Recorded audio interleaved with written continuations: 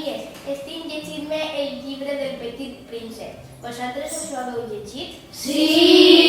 És molt bonic. A mi m'agrada molt. Voleu que vos conte la història?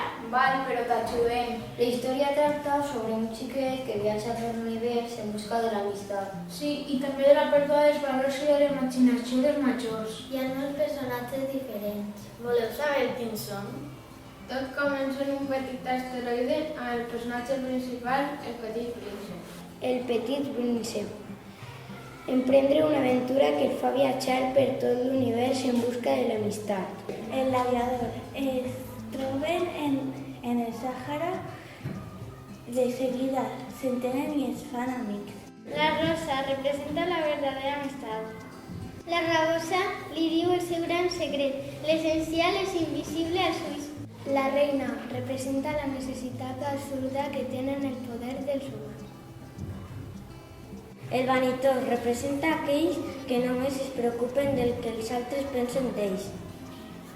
El bebedor representa les persones que per fugir de la realitat es refugien en un vici. L'home de negocis representa els homes que es passen la vida esclavitzats en el seu treball. El farol representa les persones que de vegades no reflexionen sobre les seves accions. La geògrafa representa les persones que de vegades no veuen el valor que tenen als seus costats. La SER representa el costat fosc de la vida, tot el que no són capaços de comprendre. I recorda,